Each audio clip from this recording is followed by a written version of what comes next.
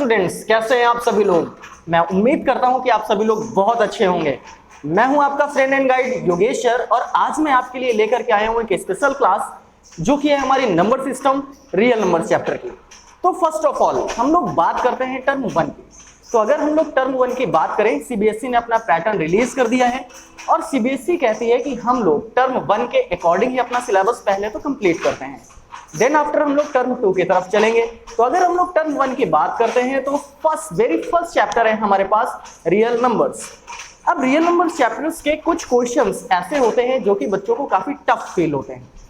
तो बिल्कुल भी आपको डरने की जरूरत नहीं है, क्योंकि कहा जाता है ना, जितनी बड़ी हमारी मेहनत होगी उतनी ही बड़ी हमारी जीत होगी। तो आपको संघर्षों से बिल्कुल भी नहीं घबराना है। अगर आपको कोई भी चैप्टर टफ लगता है तो आप हमारे प्लेटफॉर्म एजुस्विच में आइए, आपको सारे के सारे चैप्टर्स बहुत ही अच्छे तरीके से वेल एक्सप्लेन मिलेंगे यहाँ पर। तो चलिए स्टार्ट करते हैं without wasting the time our very first chapter real numbers. तो रियल नंबर्स के बारे में जानने के लिए हमें सबसे पहले नंबर्स के बारे में जानकारी होनी चाहिए। तो सबसे पहले हम लोग बात करेंगे नेचुरल नंबर की। तो अगर हम लोग बात करते हैं नेचुरल नंबर्स की कि नेचुरल नंबर्स क्या होते हैं, देखिए नेचुरल नंबर्स में वो सारे के सारे नंबर्स आते हैं।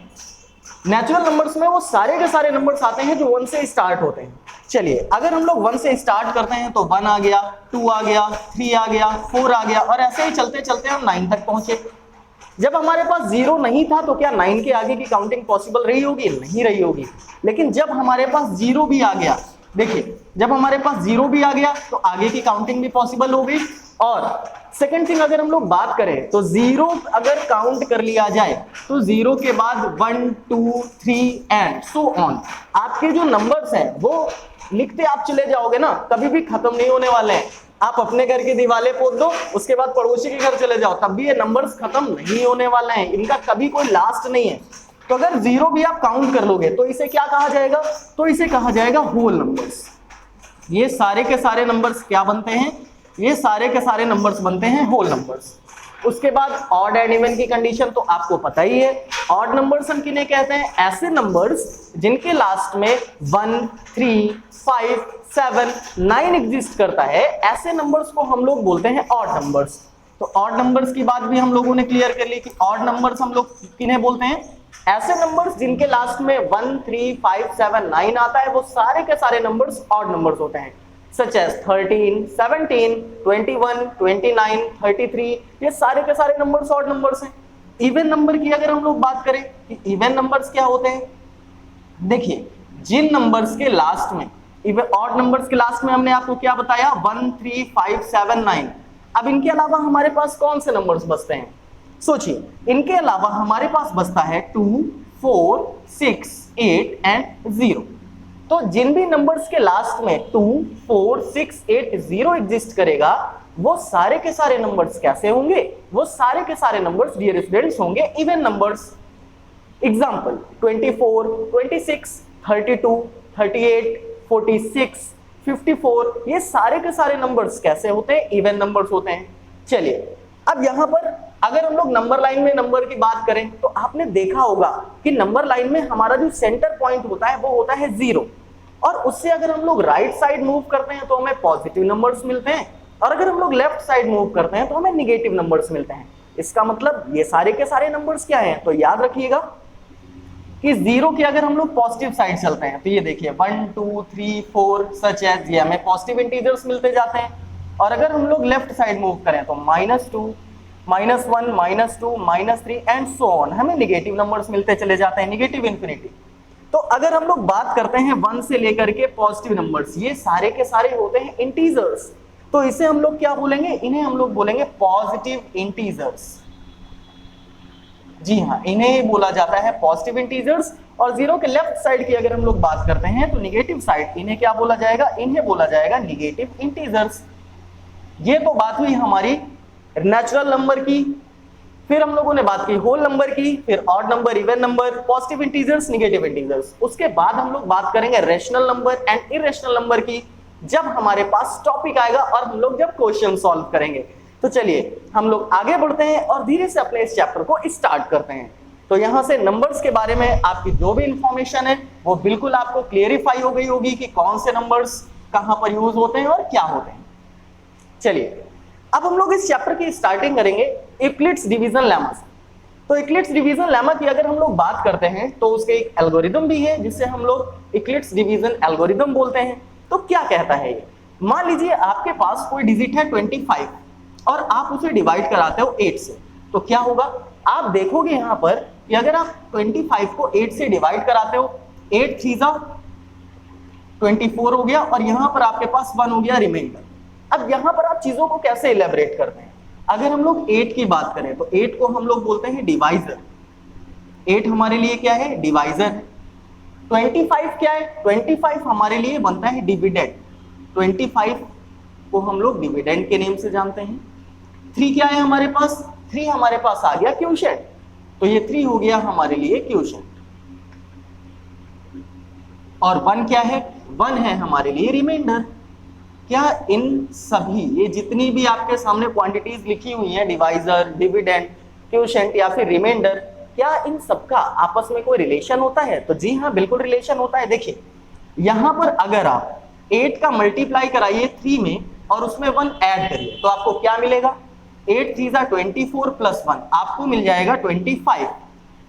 8 क्या था आपके लिए, 8 था आपके लिए डिवाइजर। 8 क्या था आपके लिए, डिवाइजर। 3 क्या था आपके लिए, 3 था क्वोशिएंट। और 1 क्या था आपके लिए, 1 था रिमाइंडर। जब आपने इस वैल्यू को सॉल्व किया तो आपको मिला 25 और 25 क्या था आपके लिए, 25 था आपके लिए डिविडेंड। तो यहां से एक चीज आपके पास क्लियर हो गई कि इन सभी का रिलेशन क्या है आपके पास, इन सभी का रिलेशन है कि अगर आप डिवाइजर में क्वोशिएंट का मल्टीप्लाई कराएंगे और रिमाइंडर उसमें ऐड कर देंगे तो आपको यहां से डिविडेंड की वैल्यू मिल जाएगी। चलिए अब ये सारी चीजें तो हम लोगों को क्लियर है। अब इसी चीज को जब हम लोग यूक्लिड्स डिवीजन लेमा में रिप्रेजेंट करते हैं तो हम क्या कहते हैं, देखिए मान लीजिए कोई नंबर है हमारे पास a और हम उसको b से डिवाइड कराएं तो उस कंडीशन में क्या होगा, अगर हम लोग a को b से डिवाइड कराते हैं तो कुछ तो हमारे पास क्वोशिएंट आएगा और कुछ ना कुछ हमारे पास रिमाइंडर बचेगा। हो सकता है रिमाइंडर 0 आए पर कुछ ना कुछ तो बच सकता है ना। अगर हमारा क्वोशिएंट कुछ आएगा, यहां पर भी रिमाइंडर की कंडीशन आ रही है तो यहां पर भी रिमाइंडर कुछ ना कुछ बचेगा। तो इसे आप किस फॉर्मेट में लिखेंगे, इसे आप लिखेंगे a is equals to B Q plus R. अगर आप किसी भी नंबर a को b से डिवाइड कराते हो तो ये हो गया डिवाइजर, ये हो गया क्वोशिएंट और ये हो गया रिमाइंडर। अब यहां पर रिमाइंडर की क्या कंडीशंस हो सकती हैं, जरा ये सोचिए। अब यहां पर रिमाइंडर की क्या कंडीशंस हो सकती हैं, जरा ये सोचिए। ठीक है, लेट्स टेक एन एग्जांपल। एक एग्जांपल से हम लोग बात करते हैं। अगर हम लोग 3 से डिवाइड कराते हैं 9 को तो क्या होगा, 3 3 9 और ये पूरा पूरा डिवाइड हो गया, कोई भी रिमाइंडर नहीं बचा आपके पास। अगर हम लोग 3 से डिवाइड कराते हैं 10 को तो क्या होगा, 3 3 9 और आपके पास रिमाइंडर की कंडीशन आ गई 1।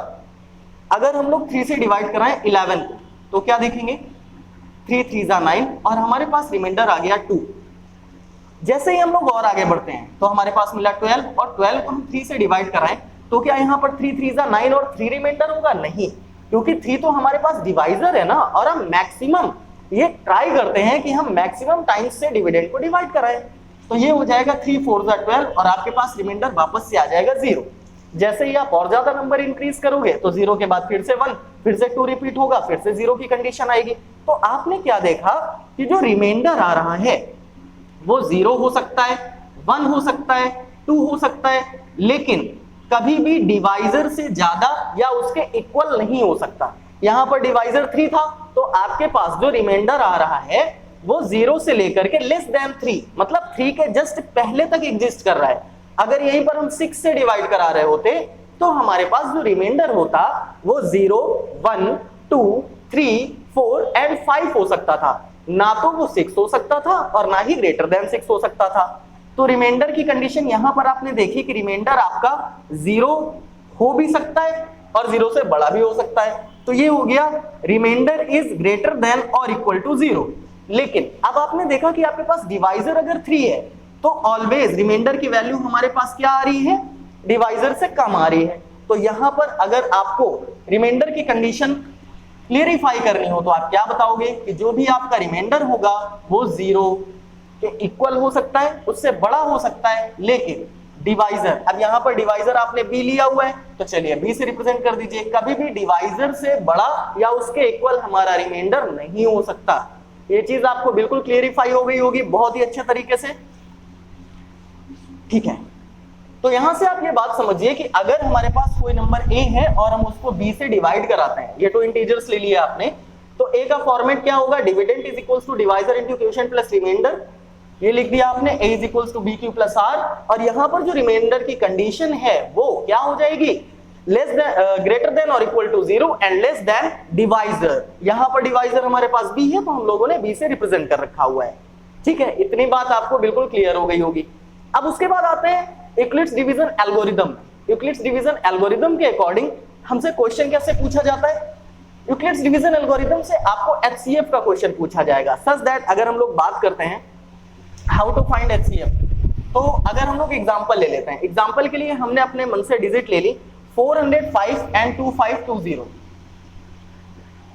405 एंड 2520। अब यहां से हमें HCF फाइंड करना है, तो HCF कैसे फाइंड करेंगे, यहां पर आपको 2 नंबर्स दिखाई दे रहे हैं, 405 स्मॉलर नंबर है एंड 2520 ग्रेटर नंबर है, तो यहां पर जो भी आपके पास स्मॉलर नंबर होगा हम लोग उसे कंसीडर करेंगे एज अ डिवाइजर, और यहां पर हम 2520 को कंसीडर करेंगे एज डिविडेंड। तो यहां पर आप क्या कराइए, यहां पर आप 2520 को डिवाइड कराइए, किससे, 405 से। देखिए क्या देखने को मिलेगा, अगर आप 405 से डिवाइड करा रहे हैं 2520 को तो कितने टाइम्स जाना चाहिए, 4 6 जा 24, 6 टाइम्स, तो 6 टाइम्स जब ले जाएंगे 6 5 जा 30 हो गया, 6 4 जा 24, आपके पास बचा क्या, 0 - 0 0, 12 - 3 9, अब ये 5 से तो 12 हो गया, तो 4 - 4 0, कुछ भी नहीं बचा, आपके पास बचा 90। अब ये जो 90 है, इस 90 से आप डिवाइड कराओगे 405 को, ठीक है, 90 से डिवाइड कराते हैं 405 को, तो 9 का टेबल पढ़िए कि 40 से ज्यादा ना होने पाए, क्या होगा, तो यहां पर आप देखेंगे 9 4 जा 36, 4 टाइम्स, 4 0 0, 4 9 जा 36, 405 में जब आप 360 को लेस कराएंगे तो आपके पास बचेगा 45, ओके वेरी गुड। अब आपके पास बच गया 45, अब आप डिवाइड कराएंगे 90 को, तो 90 को डिवाइड कराएंगे 45 से, 45 2 जा 90, पूरा डिवाइड हो गया, रिमाइंडर आ गया हमारे पास 0। आपको तब तक डिवाइड कराना है जब तक आपको रिमाइंडर 0 नहीं मिल जाता है, और जैसे ही रिमाइंडर 0 मिलेगा तब आप देखिए कौन से डिजिट से पूरा डिविजिबल हुआ, 45। इसका मतलब है कि HCF ऑफ 405 एंड 2520 इज 45। इन दोनों डिजिट्स का जो LCM आएगा, HCF आएगा, वो HCF क्या होगा, 45 होगा। क्लियर, ये क्वेश्चन आपको बिल्कुल क्लियर हो गया होगा। चलिए एक और एग्जांपल देखते हैं, आपको और ज्यादा क्लियर हो जाएगा। तो अगर हम लोग एक और एग्जांपल की बात करते हैं तो उसके लिए हम क्या करते हैं, कोई न्यूली डिजिट्स ले लेते हैं। सपोज करिए आपने ले ली 867 एंड 255, ये डिजिट्स हैं आपके पास। अब प्रोसेस हमारी क्या कहती है, प्रोसेस हमारी कहती है कि हमारे पास जो स्मॉलर डिजिट है उससे हमें ग्रेटर डिजिट को डिवाइड कराना है। तो यहां पर हमारे पास 867 ये ग्रेटर डिजिट है और 255 ये स्मॉलर डिजिट है। तो 867 ये रहा हमारे पास, और हम लोग इसको डिवाइड कराएंगे 255 से, और हमें क्या करना है, हमें फाइंड करना है HCF, किसका किसका, 867 एंड 255 का। देखते हैं क्या आना चाहिए।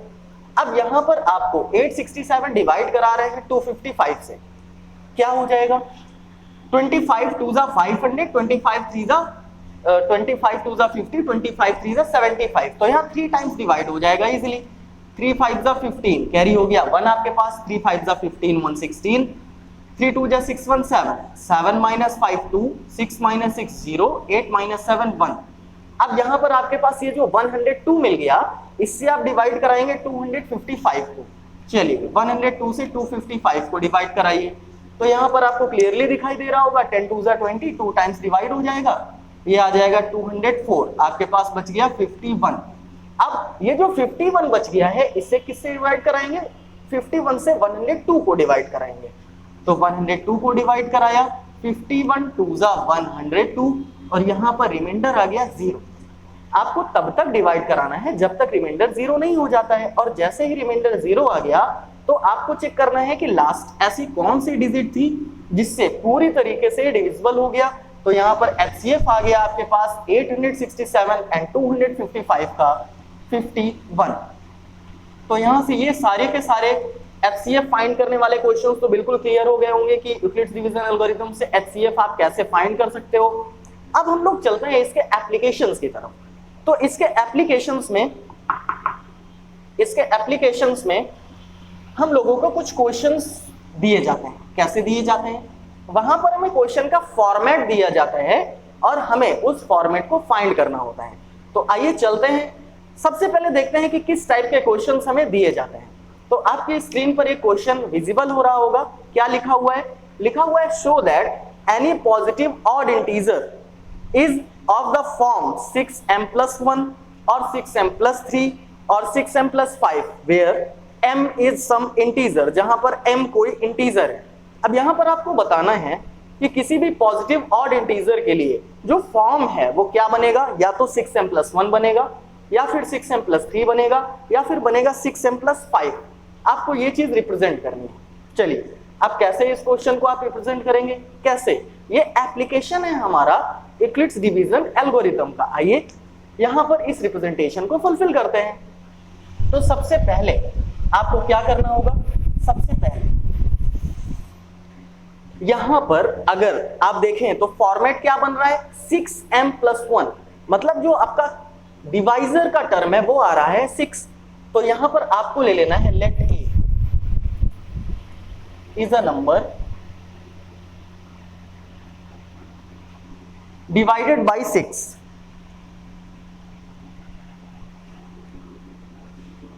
ठीक है, अब आपके पास यहां पर कोई नंबर a है जिसे आपने 6 से डिवाइड किया है, तो कुछ ना कुछ तो क्वोशिएंट बनेगा और कुछ ना कुछ रिमाइंडर बनेगा। मान लीजिए कोई नंबर a है और उसे आप 6 से डिवाइड कराओगे तो क्या आएगा?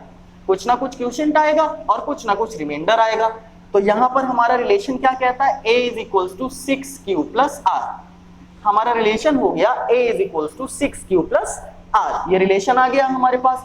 तो इसे हम कैसे रिप्रेजेंट कर सकते हैं? a = 6q + r से। अब आपको क्या बताया गया है? आपको ये ऑलरेडी बताया जा चुका है कि जो हमारा रिमाइंडर होगा वो ग्रेटर देन और इक्वल टू 0 होगा एंड लेस देन डिवाइजर होगा। तो यहाँ पर डिवाइजर है आपके पास 6। तो रिमाइंडर की कंडीशंस क्या बनती है? रिमाइंडर की कंडीशंस आपकी बनेगी 0, 1, 2, 3, 4, 5।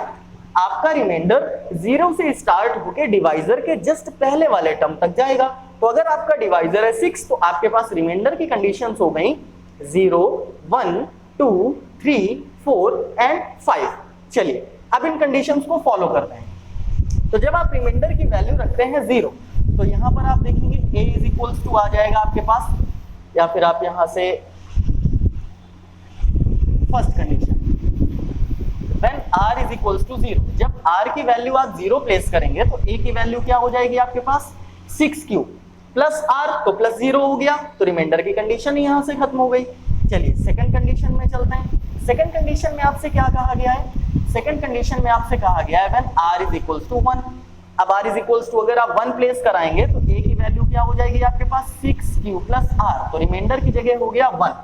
ओके, यहां तक की बात बिल्कुल क्लियर हो गई होगी। अब थर्ड कंडीशन पे चलते हैं हम लोग। तो थर्ड केस क्या कहता है? थर्ड केस कहता है कि रिमाइंडर आपको लेना है 2। तो अगर आप रिमाइंडर 2 लेते हैं तो a की कंडीशन क्या हो जाएगी? अकॉर्डिंग टू 6q + r, ये बन गया आपके लिए 6q + 2। चलिए फोर्थ कंडीशन की तरफ चलते हैं। फोर्थ कंडीशन में आपको r रखना है 3। व्हेन रिमाइंडर = 3 देन a क्या हो जाएगा आपका? a हो जाएगा 6q + r, तो रिमाइंडर की कंडीशन 3 रखने पर ये हो जाएगा 6q + 3। फिफ्थ कंडीशन में जब आपके पास रिमाइंडर क्या है? 4, तो उस समय a क्या बनेगा? 6q + 4।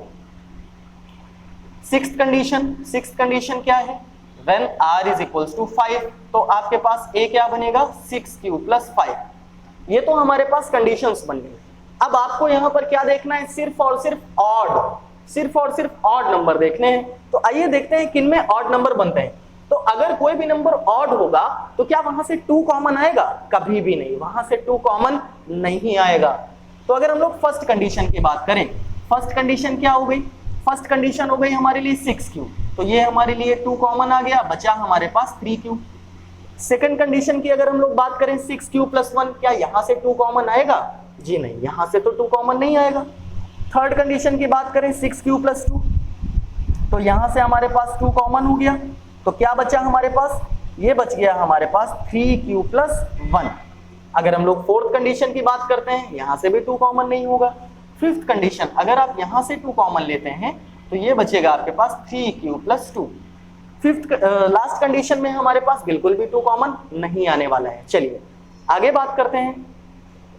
आगे जब हम लोग बात करेंगे तो यहां पर देखिए आपके पास 3q, q हो गया क्वोशिएंट। अगर आप इस 3q को सॉल्व करें तो आपके पास कोई ना कोई इंटीजर आएगा ना, आपके पास कोई इंटीजर आएगा और क्वेश्चन में आपको दिखाई दे रहा होगा where m is some integer. तो अगर कोई इंटीजर आता है तो आप इस 3q की जगह m प्लेस कर सकते हैं। तो पहली कंडीशन बनी आपके पास 2m, ये फर्स्ट कंडीशन हो गई आपके पास 2m की।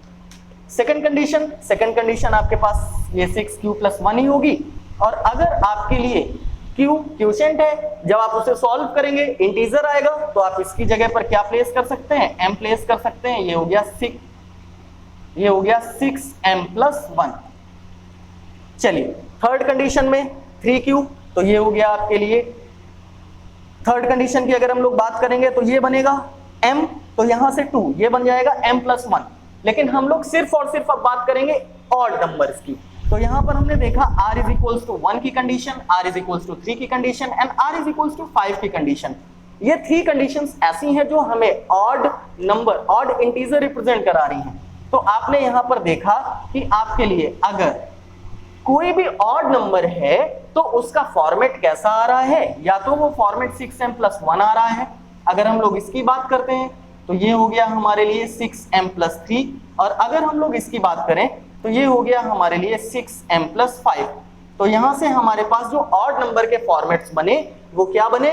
वो हमारे लिए 6m + 1, 6m + 3 एंड 6m + 5 बनते हैं। अगर इसी क्वेश्चन में इवन नंबर दिया होता तो क्या होता? तो उस कंडीशन में हमारे पास फॉर्मेट बनता 2m + 1, 2m, फॉर्मेट बनता 2m। यहां से अगर आप इसे अलग ना भी करें तो ये क्या लिखा हुआ है? ये लिखा हुआ है 6q + 2, तो ये बन जाता 6m + 2। या फिर आप इसे क्या लिख सकते हैं? आप इसे लिख सकते हैं 6m, और ये क्या हो जाता? ये हमारे लिए 6q + 4 के अकॉर्डिंग हो जाता 6m + 4। तो अगर हम लोग इवन की बात करते तो आता 6m, 6m + 2 एंड 6m + 4। यहां पर हम लोग ऑड की बात कर रहे हैं तो आएगा 6m + 1, 6m + 3 and 6m + 5। I hope ये क्वेश्चन आपको क्लियर हो गया होगा। चलिए मूव करते हैं अपने नेक्स्ट क्वेश्चन की तरफ और देखते हैं कि इसी चीज के एप्लीकेशन में हमसे नेक्स्ट क्वेश्चन कैसे पूछा जाएगा। चलिए नेक्स्ट क्वेश्चन की तरफ मूव करते हैं, क्या रिप्रेजेंटेशन आ सकता है हमारे लिए। चलिए नेक्स्ट क्वेश्चन नंबर 2। तो यहां पर आप देख रहे होंगे लिखा हुआ है using Euclid's division lemma show that the square of any positive integer is either of the form of 3m और 3m + 1। तो सबसे पहले आपको एक चीज तो क्लियर हो गई कि अगर a को आप किसी भी चीज से डिवाइड कराओगे, सच एज डिवाइड करा रहे हो 3 से, तो यहां पर क्या बनेगा? 3q + r का फॉर्मेट बनेगा। अब अगर आप 3 से डिवाइड कराओगे तो क्या हो जाएगा? 3 से डिवाइड कराने की कंडीशन में आपका जो रिमाइंडर है वो 0 हो सकता है, 1 हो सकता है एंड 2 हो सकता है। क्या वो कभी भी 3 या फिर ग्रेटर देन 3 हो सकता है? नेवर, ये पॉसिबल ही नहीं है। तो यहां पर देखिए क्या कंडीशंस बनेंगी? कंडीशंस बनेंगी आपके पास फर्स्ट a = 3q + 0, तो ये सिर्फ 3q आया। सेकंड कंडीशन की अगर हम लोग बात करें a = 3q + 1 आ गया आपके पास। और थर्ड कंडीशन की अगर हम लोग बात करें तो a आ गया आपके पास 3q + 2। अब आपसे कहा गया स्क्वायर, आप अगर क्वेश्चन पढ़ें तो लिखा हुआ है square of any positive integer. तो यहां पर अगर आप स्क्वायर करा रहे तो ये कंडीशन मिल गई 3q² की, ये कंडीशन मिल गई आपको 3q + 1² की, और ये कंडीशन मिल गई आपको 3q + 2 के होल स्क्वायर। ओके, ये कंडीशन आपको मिल गई। अब यहां पर देखिए क्या होगा, यहां पर जब आप स्क्वायर ओपन कराएंगे तो ये हो गया 3 × 3 = 9 और ये हो गया q²। ठीक है, यहां पर अगर हम लोग देखें तो क्या हो जाएगा? यहां पर अगर हम लोग देखें तो ये वैल्यू हमारे लिए बनेगी 3 3 जा 9 क्यू स्क्वायर प्लस 3 2 जा 6 क्यू प्लस 1, और अगर हम लोग 3 क्यू प्लस 2 की बात करें तो ये हो जाएगा 9 क्यू स्क्वायर प्लस 3 2 जा 12 क्यू प्लस 2 2 जा 4। ठीक है, वेरी गुड। देखिए 9 क्यू स्क्वायर में अगर हम लोग 3 कॉमन लेते हैं तो हमारे पास क्या बचा, 3 क्यू स्क्वायर बचा। अब क्यू जब हम लोग सॉल्व करेंगे तो कोई ना कोई इंटीजर आएगा जिसे हम लोग m से रिप्रेजेंट करेंगे, तो ये फॉर्मेट क्या बनेगा, ये फॉर्मेट बनेगा 3m। ठीक है, ये फॉर्मेट बन गया आपके लिए 3m। अगर हम लोग यहां से देखें तो यहां से इन टू टर्म्स में आपको 3 कॉमन मिल रहा है, तो आप 3 कॉमन ले लीजिए, आपके पास बचा 3q square plus 2q plus 1। अब q का टर्म सॉल्व करने पर इंटीजर आता है, तो ये पूरा टर्म सॉल्व करने पर हमारे पास इंटीजर आएगा जिसे हम m से रिप्रेजेंट करेंगे, तो ये हो गया 3m प्लस 1। चलिए ये 2 फॉर्मेट्स को हमने सॉल्व कर लिए। अभी थर्ड कंडीशन पे चलते हैं।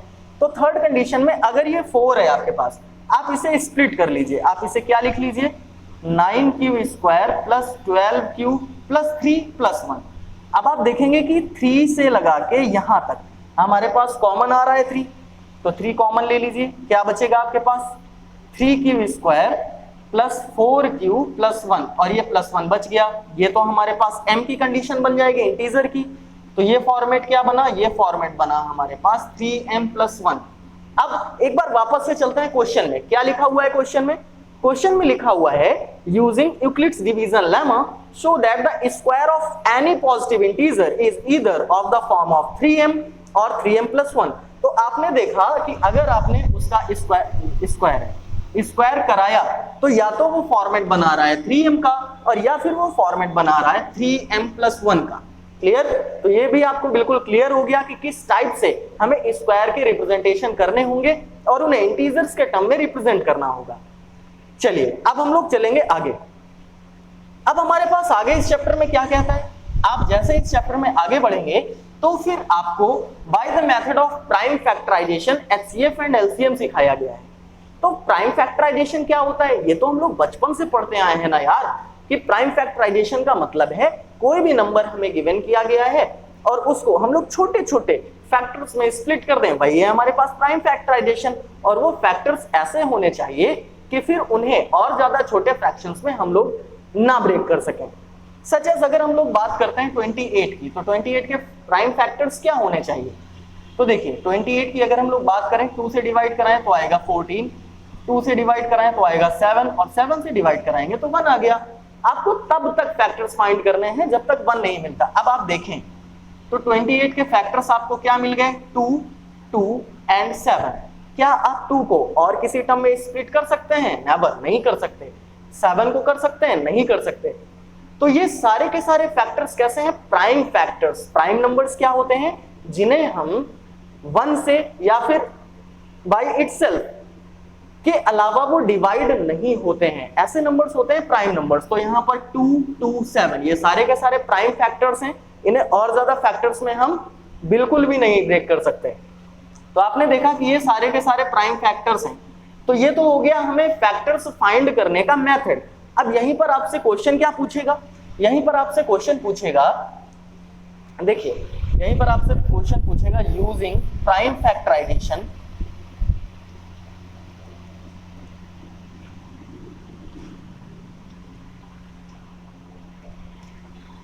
Find HCF and LCM of, कोई नंबर ले लीजिए आप, 612 एंड 1314। चलिए आपके पास ये नंबर्स आ गए। आपसे बोला गया है using by prime factorisation method find the HCF and LCM of 612 and 1314। अब आपको यहां पर क्या फाइंड करना है, HCF एंड LCM। कैसे फाइंड करेंगे, सबसे पहले हमारे पास 612 के फैक्टर्स होने चाहिए, प्राइम फैक्टर्स, फिर 1314 के फैक्टर्स होने चाहिए, तभी तो हम लोग HCF एंड LCM फाइंड करेंगे। तो चलिए कहीं सॉल्व कर लेते हैं। अगर हम लोग 612 की बात करें, 2 से डिवाइड कराइए, 2 3 जा 6, 1 तो छोटा है भाई, 0 आ गया, 12 हो गया, 2 6 जा 12, वापस से 2 से कराइए तो ये हो गया 153। अब किससे डिवाइड होगा, तो आप देख रहे होंगे 5 + 1 6 3 9, यानी 3 की टेबल में आ रहा है ना, तो 3 से डिविजिबल है ये। 3 5 जा 15, 3 1 जा 3, अभी भी 5 1 6, 6 भी 3 की टेबल में आता है, तो ये 3 से डिविजिबल हो गया और आपको मिल गया 17। अब 17 तो भैया प्राइम नंबर है, तो ये मिल गए हमको फैक्टर्स 612 के, 2 2 3 3 एंड 11। अब हम लोग किसके फैक्टर्स फाइंड करेंगे, 1 3 1 4 के। चलिए 1 3 1 4 के फैक्टर्स फाइंड करते हैं, 2 से डिवाइड कराते हैं, 2 6 जा 12, 1 and 1 11 हो गया, 2 5 जा 10, 2 7 जा 14, हमारे पास आ गया 657। 657 3 से डिवाइड कराएंगे, 3 2 जा 6, 3 1 जा 3, 3 9 जा 27, वापस से 3 से डिवाइड करा दीजिए, 3 7 जा 21, 3 3 जा 9, ये आ गया आपके पास 73। अब क्या 73 किसी भी डिजिट से डिविजिबल है, नहीं, 73 तो डिविजिबल नहीं है, तो यहाँ पर 73 प्राइम नंबर है और ये हो गया हमारे पास 1। चलिए तो हमारे पास फैक्टर आ गए 2 3 3 एंड 73। ठीक है, अब हम लोग आगे की बात करते हैं। तो HCF में क्या काउंट करना है हमें, HCF का मतलब होता है हाईएस्ट कॉमन फैक्टर, मतलब जो भी हमें कॉमन मिल रहा है वो सारे के सारे काउंटेड होंगे। तो हमें यहाँ से 2 कॉमन मिल रहा है, 3 कॉमन मिल रहा है, 3 कॉमन मिल रहा है, तो 2 3 एंड 3 हमने नोट डाउन किया। और HCF क्या मिल गया हमें, 3 2 जा 6 3 जा 18, हमें HCF मिल गया 18। अब हम लोग बात करेंगे LCM की। देखिए जब हम LCM फाइंड करेंगे 612 एंड 1314 का, तो LCM का मतलब है लीस्ट कॉमन मल्टीपल्स, हमें कॉमन भी लेने हैं और उसके बाद जो भी फैक्टर्स बचेंगे वो सारे भी लेने हैं। तो 2 2, तो ये 2 कॉमन हो गया, 3 एंड 3 ये तो हमने पहले ले लिए कॉमन। उसके बाद ये देखिए 2 ये आपको एक्सेप्ट करना है, ये 11 एक्सेप्ट करना है और ये 73 एक्सेप्ट करना है। इन सभी का जो भी मल्टीप्लिकेशन आएगा वो हो जाएगा हमारे लिए LCM। चलिए कराइए, 3 2 जा 6, 6 3 जा 18, 18 2 जा 36, तो 36 का 11 से कराइए, तो 36 इंटू 36 ये हो गया आपके लिए 693, इसका 73 से कराइए तो क्या आएगा, 3 6 जा 18, 3 9 जा 27 1 28, 3 3 जा 9 2 11, 7 6 जा 42 कैरी 4, 7 9 जा 63 4 67 कैरी हो गया 6, 7 3 जा 21 6 27, 8 8 2 10, 7 1 9 10, 7 1 8 1 9, 7 1 8 2। तो आपके पास यहां से LCM आ गया 28908, आपके पास LCM मिल गया आपको 28908। चलिए यहां तक की बात आपको बिल्कुल क्लियर हो गई होगी, यहां तक की बात आपको बिल्कुल क्लियर हो गई होगी कि कैसे हम लोग HCF एंड LCM फाइंड करते हैं। कोई भी डाउट नहीं होगा किसी को भी। अगर यहीं पर क्वेश्चन फ्लिप कर दिया जाए, क्या पूछता है क्वेश्चन, देखिए अब आपने देखा कि यहां पर आपके पास 2 नंबर्स थे और आपने उनका HCF एंड LCM फाइंड कर लिया। अब अगर किसी कंडीशन में वो नंबर्स ही आपसे पूछ लिए जाएं और LCM HCF गिवन हो, तब आप क्या करेंगे, तो उसके लिए आपको एक रिलेशन याद रखना है।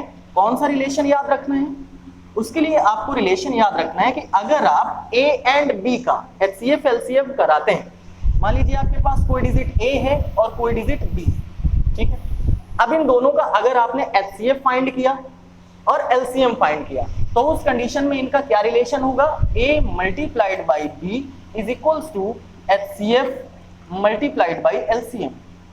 या फिर A एंड B अगर आपको कंफ्यूजिंग लग रहा हो तो आप ये सोचिए कि आपके पास कोई भी 2 डिजिट्स हैं, मान लीजिए आपके पास फर्स्ट डिजिट है और ये सेकंड डिजिट है, सेकंड नंबर है।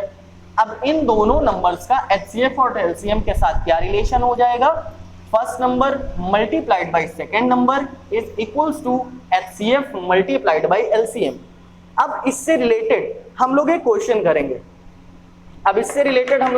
करेंगे, तो क्वेश्चन आपको आपकी स्क्रीन पर विजिबल होता दिखाई देगा। क्या लिखा हुआ है क्वेश्चन लिखा हुआ है the HCF of 2 numbers is 23 and their LCM is 1449। मतलब आपके पास 2 नंबर्स हैं और उनका HCF क्या है, आपके पास HCF है आपके पास 23, LCM क्या है, LCM आपके पास है 1449। आगे क्वेश्चन पढ़िए क्या लिखा हुआ है, if one of the number is 161 find the other. अगर उनमें से एक नंबर 161 है तो आपके लिए फर्स्ट नंबर क्या हो गया 161, फाइंड द अदर, आपको सेकंड नंबर फाइंड करना है। तो आपके पास रिलेशन पहले ही बता दिया गया, first number into second number is equals to HCF into LCM. आइए इस रिलेशन में जब हम लोग इन सारी की सारी वैल्यूज को प्लेस करेंगे तो आपके पास मिलेगा first digit 161 multiplied by second number is equals to HCF है आपके पास 23, तो एचसीएफ की जगह आपने 23 प्लेस कर दिया और एलसीएम की वैल्यू है आपके पास 1449, 1449। चलिए ये भी हम लोगों ने प्लेस कर दिया। अब ट्रांसपोज करेंगे जब हम लोग 161 को तो ये जाएगा डिवाइड में, तो उस कंडीशन में हमारा सेकंड नंबर क्या होगा 23 मल्टीप्लाइड बाय 1449 डिवाइडेड बाय 161।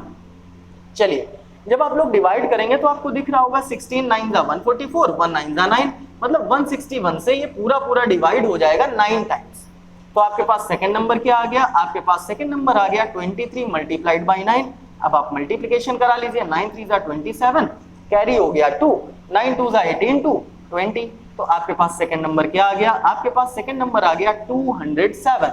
तो यहां पर आपको एक चीज बिल्कुल क्लियरिफाई हो गई कि अगर हमारे पास इन 4 क्वांटिटीज में से HCF, LCM, first number, second number, इनमें से कोई भी क्वांटिटी अगर मिसिंग होती है तो हम इस रिलेशन से उस क्वांटिटी को फाइंड कर सकते हैं।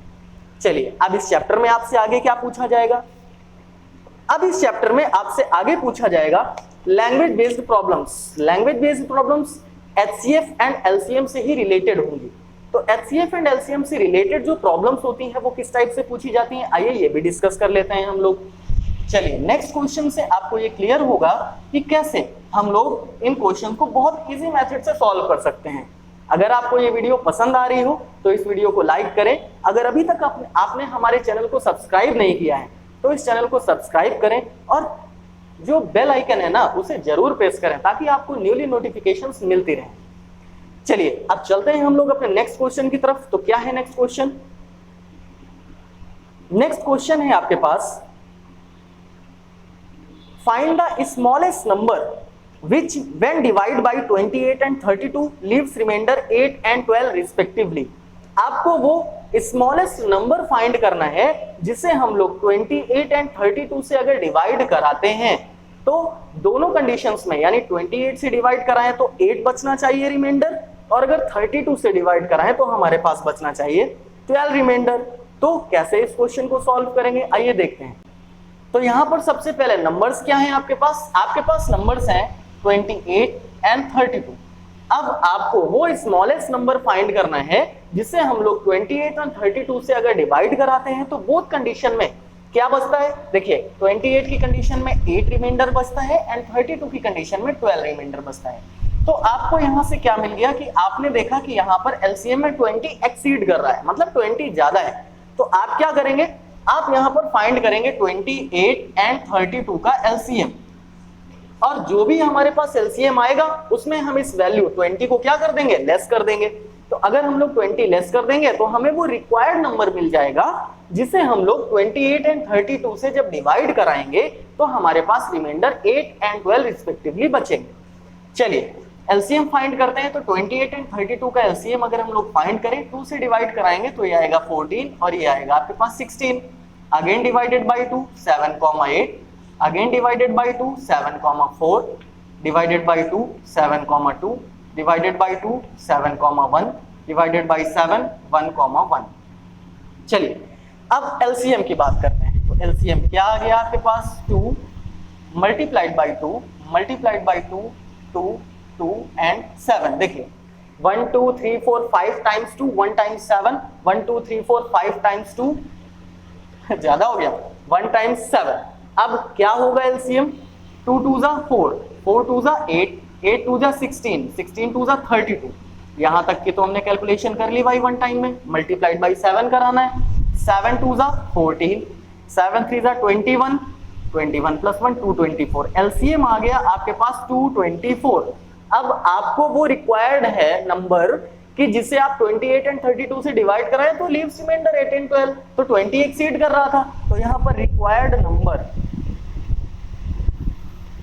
क्या हो जाएगा आपके लिए, LCM माइनस 20, तो LCM आपने फाइंड किया है 224, और अगर आप इसमें 20 लेस कराते हैं तो आपका आंसर मिल गया 204। चलिए, तो 204 वो रिक्वायर्ड नंबर होगा जिससे हम लोग 28 और 32 को, मतलब 28 एंड 32 से अगर हम लोग 204 को डिवाइड कराते हैं तो 8 एंड 12 रिमाइंडर बचना चाहिए। आइए चेक करते हैं, अगर हम लोग 204 से 28 डिवाइड कराएंगे तो क्या होगा, 8 बचेगा, बिल्कुल करेक्ट है। 32 से डिवाइड कराएंगे तो 32 से डिवाइड कराएंगे, बिल्कुल 12 बचेगा। तो यहां से ये क्वेश्चन भी आपको बिल्कुल क्लियर हो गया होगा। अब कभी कभी कुछ क्वेश्चंस ऐसे पूछे जाते हैं डियर स्टूडेंट्स, सपोज करिए कि, चलिए इलैबोरेट करके आपको बताते हैं, कुछ क्वेश्चंस ऐसे बनते हैं कि कहीं पर कोई बेल्स है, मान लीजिए 2 बेल्स हैं A एंड B। अब इन दोनों का इंटरवल गिवन होगा आपको, मान लेते हैं कि A हमारी 12 मिनट्स के बाद रिंग करती है और B हमारी 16 मिनट्स के बाद रिंग करती है। तो अगर ये दोनों एक साथ 10 AM पर रिंग कर रही हैं तो नेक्स्ट टाइम कब ऐसा आएगा जब वो साथ में रिंग करेंगी। तो उस कंडीशन में क्या करना होता है, उस कंडीशन में आपको इन बोथ वैल्यूज का LCM फाइंड करना होता है। क्या फाइंड करना होता है, LCM। और LCM ही वो रिक्वायर्ड टाइम होता है जिस टाइम इंटरवल में ये दोनों साथ रिंग करेंगे। अब क्या ये क्वेश्चन सिर्फ बेल की कंडीशन में बनता है, नहीं, ऐसा बहुत सी जगह हो सकता है। मान लेते हैं आपके पास कोई डिवाइसेस हैं और वो डिफरेंट इंटरवल्स में बीप कर रही हैं, मान लेते हैं अच्छा जरूरी नहीं है कि 2 ही डिवाइसेस हो सकता है 3 डिवाइसेस हो।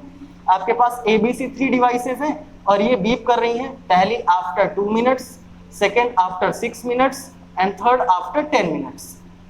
तो अगर ये तीनों 7 AM पर एक साथ बीप करती हैं तो इसके बाद वो कौन सा रिक्वायर्ड टाइम होगा जिस टाइम पर ये तीनों एक साथ बीप करेंगी। तो जब भी ऐसा क्वेश्चन आए आपको इन सारी वैल्यूज का क्या फाइंड करने ना है, LCM। और जो भी LCM आएगा वो उस टाइम इंटरवल के इक्वल होगा जिस टाइम इंटरवल के बाद वो वापस से एक साथ बीप करेंगी। अच्छा, ऐसा ही क्वेश्चन और बनता है, मान लीजिए आपके पास ये कोई पाथ है, ये सर्कुलर पाथ है। अब ये एक इनिशियल पॉइंट ले लिया गया। अब इस इनिशियल पॉइंट में रवि खड़े हैं और यहीं पर खड़ी है सपना। मान लेते हैं कि 2 बच्चे हैं रवि एंड सपना और वो इस इनिशियल पॉइंट पर खड़े हैं। अब रवि ने कहा आओ राउंड लगाते हैं। तो रवि मान लीजिए इस एक सर्कल का जो राउंड है वो कंप्लीट करता है, यहां देख लीजिए रवि जो है वो सर्कल का राउंड कंप्लीट करता है 8 मिनट्स में। सपना की स्पीड स्लो है और सपना ये राउंड कंप्लीट करती है 12 मिनट्स में। तो अगर वो एक साथ 8 AM पर रनिंग स्टार्ट करते हैं तो वापस से वो कितने टाइम पीरियड के बाद मिलेंगे। तो उस कंडीशन में भी क्या होगा, क्वेश्चन तो सेम है ना, सिर्फ और सिर्फ कंडीशन चेंज कर दी गई है। तो उस कंडीशन में भी आपको इन वैल्यूज का क्या फाइंड करना है, LCM फाइंड करना है। और LCM ही वो रिक्वायर्ड टाइम पीरियड होगा जिस गैप के बाद वो दोनों के दोनों बच्चे वापस से एक पॉइंट पर आकर के मिलेंगे। अब वो पॉइंट कौन सा होगा, कोई भी हो सकता है क्योंकि उनके वेलोसिटीज तो सेम है। चलिए अब इन्हीं टॉपिक से रिलेटेड एक क्वेश्चन हम लोग सॉल्व करते हैं तो आपको और ज्यादा क्लियर हो जाएगा। तो नेक्स्ट क्वेश्चन क्या है हमारे पास, नेक्स्ट क्वेश्चन है हमारे लिए एन इलेक्ट्रॉनिक डिवाइस, एक इलेक्ट्रॉनिक डिवाइस है, makes a beep after every 60 seconds. मान लेते हैं कि हमारे पास कोई डिवाइस ए है जिसका जो बीप होता है वो आफ्टर 60 सेकेंड्स होता है। फिर क्या है, another device makes a beep after every 62 seconds. हमारे पास एक अनदर डिवाइस है, हमने लेट कर लिया कि डिवाइस बी है और उसका जो बीप है वो आफ्टर 62 सेकेंड आता है। ठीक है, दोनों में गैप है।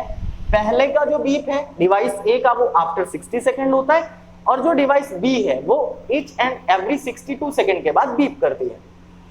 चलिए, दे बीप्ड टुगेदर एट 10 AM। और आपसे ये भी कहा गया कि अगर वो एक साथ कब बीप कर रही हैं, 10 AM पर, वो 10 AM पर एक साथ बीप कर रही हैं। आपको दिखाई नहीं दे रहा होगा, ये वो एक साथ बीप करती हैं 10 AM पर। तो नेक्स्ट ऐसा कौन सा टाइम होगा जब वो एक साथ वापस से बीप करेंगे। तो क्या सिखाया गया आपको, आपको सिखाया गया कि आपके पास जो भी वैल्यूज होंगी आपको उनका LCM फाइंड करना है। तो आपके पास वैल्यूज क्या है, 60 एंड 62। चलिए LCM फाइंड करते हैं। तो ये हो गया 2, ये हो गया 30, ये हो गया 31। अब 31 तो प्राइम नंबर है, 31 का तो कोई फैक्टर नहीं होगा, लेकिन 30 के फैक्टर्स पॉसिबल है। 2 से कराएंगे तो ये हो जाएगा 15, ये तो 31 ही रहेगा। 3 से कराएंगे ये हो जाएगा 5, ये तो तब भी 31 ही रहेगा। 5 से कराएंगे ये हो जाएगा 1, ये तो तब भी 31 ही रहेगा। 31 से कराएंगे तो ये हो जाएगा 1 and 1। चलिए अब उस कंडीशन में एलसीएम क्या आ गया आपके पास? एलसीएम आ गया 2 × 2 × 3 × 5 × 31। तो 2 2 जा 4, 4 3 जा 12, 12 5 जा 60, 60 मल्टीप्लाइड बाई 31। ये आपके पास देखिए, आप इस वैल्यू को चाहे तो सॉल्व भी कर लीजिए, तो ये हो जाएगा 6 1 जा 6, 6 3 जा 18 एंड 0 1860। ये जो हमारे पास यूनिट गिवन थी ये सेकंड में थी, तो इसका मतलब है 1860 क्या आएगा हमारे पास? सेकंड। एलसीएम आया आपके पास 1860। एलसीएम की कोई यूनिट नहीं होती है। अगर आप लोग सोचे कि एलसीएम में सेकंड लगा हुआ है, मतलब आफ्टर 1, ये टाइम पीरियड मिला आपको कि आफ्टर 1860 सेकंड्स वो वापस से एक साथ बीप करेंगे। अब 1860 सेकंड है, अगर हम लोग इसे मिनट में कन्वर्ट करते हैं तो क्या हो जाएगा? 1860 1 मिनट में कितने सेकंड्स होते हैं? 60 सेकंड्स होते हैं। तो आप 60 से डिवाइड करा दीजिए, 0 इज कैंसिल्ड विद 0, 6 3 जा 18, 6 1 जा 6। इसका मतलब है 1860 सेकंड अगर हम लोग मिनट में कन्वर्ट करें तो ये आएगा 31 मिनट। अब क्वेश्चन में क्या था? क्वेश्चन में था कि अगर वो 10 AM पर एक साथ बीप करती हैं तो नेक्स्ट रिक्वायर्ड टाइम ऐसा कौन सा होगा जब वो वापस से एक साथ बीप करेंगी? तो ये मिल गया आपको आफ्टर 31 मिनट। तो 10 AM के बाद अगर आप 31 मिनट काउंट करें तो 10:31 AM is the required time जब वो दोनों वापस से एक साथ बीप करेंगे। तो इस टाइप के क्वेश्चंस भी आपको क्लियर हो गए होंगे, कोई भी डाउट नहीं रखना है अपने मन में, सारी चीजें स्टेप बाय स्टेप 1 by 1 समझते चलना है और बहुत ही अच्छे तरीके से इस चैप्टर को कंप्लीट करना है। चलिए अब इस चैप्टर में क्या है, जब आप इन लैंग्वेज प्रॉब्लम्स को सॉल्व करेंगे तो नेक्स्ट टॉपिक आपको मिलेगा रेशनल एंड इरेशनल का। तो रेशनल एंड इरेशनल क्या होते हैं, तो उसके लिए हमें समझना पड़ेगा ना कि रेशनल नंबर्स क्या हैं और रेशनल नंबर्स कितने टाइप्स के होते हैं। तो देखिए रेशनल नंबर की अगर हम लोग बात करें तो आप सभी लोगों को पता है कि रेशनल नंबर्स क्या होते हैं। रेशनल नंबर्स ऐसे नंबर्स होते हैं जिन्हें हम लोग P/Q के फॉर्मेट में रिप्रेजेंट कर सकते हैं, where Q does not is equals to 0। तो अगर इसकी डेफिनेशन आएगी तो क्या लिखेंगे? The numbers which can be written in the form of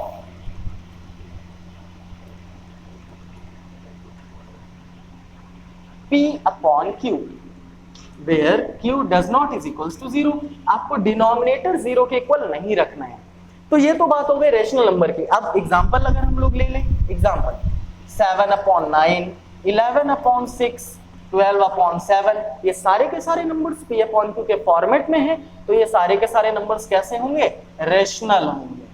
okay, अब उसके बाद अगर हम लोग बात करें क्या 3, 4, 6, 8 ये रेशनल नंबर्स हैं? तो जी हाँ बिल्कुल ये रेशनल नंबर्स हैं, क्योंकि आप इन्हें अपॉन 1 के फॉर्मेट में तो लिख सकते हैं ना। तो ये सारे के सारे नंबर्स भी कैसे हो गए? रेशनल नंबर्स हो गए। तो आपने देखा कि कोई भी नंबर होगा अगर वो डायरेक्टली लिखा हुआ है तो वो कैसा नंबर है? वो रेशनल नंबर है। फ्रैक्शन के फॉर्म में लिखा हुआ है तो वो कैसा नंबर है? वो रेशनल नंबर है। अगर हम लोग 7 को 9 से डिवाइड कराएं तो कुछ ना कुछ आपके पास डेसिमल टर्म आएगा। 11/6 में भी कुछ ना कुछ डेसिमल टर्म आएगा। तो जैसे कोई प्रॉपर चीज लिखी है सच एज 2.3, 4.67, तो ये टर्म्स भी कैसे हैं? रेशनल हैं। अब आपके मन में बहुत सारे क्वेश्चंस चल रहे होंगे कि अरे यहाँ पर अगर नंबर्स रिपीट करते तो क्या होता, यहाँ पर बार लगा होता तो क्या होता, या फिर पॉइंट के बाद नंबर रिपीट करते रहते लेकिन सिमिलर ना होते तो क्या होता। बहुत सारे डाउट्स होंगे आपके मन में। तो आइए हम लोग रेशनल नंबर को एक्सप्लेन करते हैं ताकि जो भी आपके डाउट्स हैं वो सारे के सारे क्लियर हो जाए। ठीक है, तो यहां पर हम लोग रेशनल नंबर की बात कर रहे हैं। रेशनल नंबर्स, रेशनल नंबर कितने टाइप के होते हैं? तो अगर हम लोग इसे क्लासिफाई करें तो यहां पर हम लोग क्लासिफाई करेंगे इसे terminating rational number and non terminating rational number. ठीक है, यहां पर हमें 2 टाइप्स पढ़ने हैं, टर्मिनेटिंग एंड नॉन टर्मिनेटिंग। एक चीज याद रखिएगा, टर्मिनेटिंग को ही हम लोग रिकरिंग भी बोल सकते हैं, टर्मिनेटिंग को ही हम लोग नॉन रिकरिंग बोल सकते हैं, नॉन रिकरिंग, या फिर नॉन टर्मिनेटिंग को ही हम लोग रिकरिंग टर्म भी बोल सकते हैं। तो अगर कहीं पर टर्मिनेटिंग या नॉन रिकरिंग लिखा हुआ है तो वो बिल्कुल सेम चीजें हैं, और अगर कहीं पर नॉन टर्मिनेटिंग या रिकरिंग लिखा हुआ है तो वो भी बिल्कुल सेम है। अब हम लोग समझते हैं कि आखिर टर्मिनेटिंग टर्म होता क्या है, तो एग्जांपल से समझते हैं। बाई चांस आपको दे दिया जाए 25 डिवाइडेड बाई 8, क्या कराओगे आप?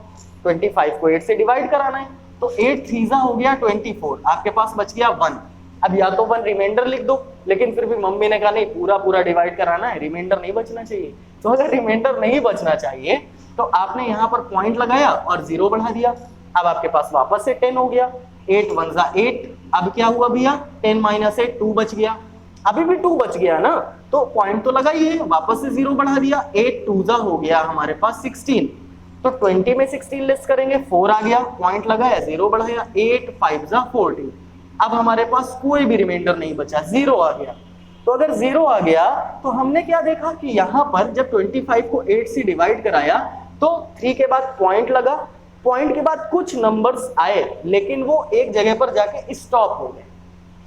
तो याद रखना है टर्मिनेटिंग टर्म्स क्या होते हैं, जहां पर आपको जब डेसिमल एक्सपेंशन मिलता है या कोई भी फ्रैक्शन हो आप उसे डिवाइड कराएंगे तो डेसिमल के बाद किसी एक प्लेस पे जाके वो नंबर स्टॉप हो जाएगा, ऐसे नंबर्स होते हैं हमारे पास टर्मिनेटिंग नंबर।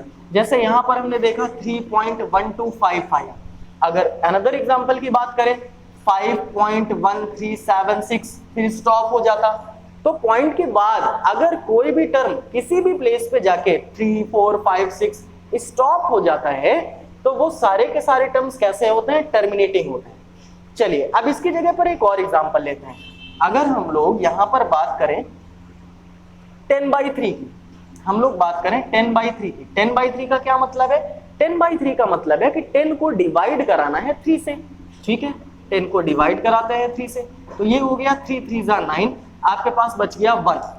अब आपके पास 1 बच गया, 1 तो 3 से छोटा है लेकिन हमें रिमाइंडर नहीं रखना है, तो आपने पॉइंट लगाया 0 बढ़ाया, 3 3 जा 9, फिर 1 बचेगा 10 हो जाएगा, 3 3 जा 9, फिर 1 बचेगा 0 हो जाएगा, 3 3 जा 9। इसी तरीके से आप सुबह से शाम तक सॉल्व करेंगे तो भी ये 3 कंटिन्यूअस रहेगा, ये कभी भी फिनिश नहीं होगा, खत्म नहीं होने वाला है कि हाँ भाई पूरा डिवाइड हो जाए 1 आए ही ना, ऐसा पॉसिबल नहीं है। तो ये 3 कंटिन्यूअस है। तो आपने देखा कि कोई एक प्रॉपर नंबर रिपीट कर रहा है, मतलब 3 पॉइंट के बाद 3 3 3 3 3 6 नहीं, वापस से 3 3 3। तो यहाँ पर ऐसे नंबर्स में हम लोग बार से रिप्रेजेंट कर देते हैं ऐसे नंबर्स को। तो नॉन टर्मिनेटिंग में क्या याद रखना है, नॉन टर्मिनेटिंग में याद रखना है कि जहां पर कोई प्रॉपर पैटर्न रिपीट कर रहा हो, ये चीज जरूर याद रखिएगा, पैटर्न रिपीट कर रहा हो, ठीक है, क्योंकि जब आप इर्रेशनल नंबर पढ़ेंगे तो इर्रेशनल नंबर्स में भी आपको बहुत सारी चीजें मिलेंगी, वहां पर भी आपको कंटिन्यूअस टर्म देखने को मिलेंगे, लेकिन वहां पर कौन से कंटिन्यूअस टर्म देखने को मिलेंगे, वहां पर आपके पास कोई भी पैटर्न नहीं मिलेगा जो रिपीट हो रहा होगा, वहां पर जो डिजिट्स मिलेंगी वो सारी के सारी इम्प्रॉपर पैटर्न पर होंगी, और वो सारे के सारे नंबर्स क्या होंगे, वो सारे के सारे नंबर्स इरेशनल होंगे। लेकिन नॉन टर्मिनेटिंग कैसा होता है, ये रेशनल होता है। तो अगर नॉन टर्मिनेटिंग रेशनल होता है तो इसमें क्या समझना है, इसमें समझना है कि डेसिमल एक्सपेंशन में कोई एक प्रॉपर पैटर्न रिपीट करेगा। सच एज एग्जांपल आपने देखा कि यहां पर 3.3, अब ये 3 3 ही कंटिन्यूअस हो रहा है, एक प्रॉपर पैटर्न आ रहा है। मान लीजिए आता 5.246, तो अगर ये 246 ही पैटर्न बार बार रिपीट होता जाए 246 246 246, तो ये क्या हो गया, नॉन टर्मिनेटिंग रेशनल नंबर।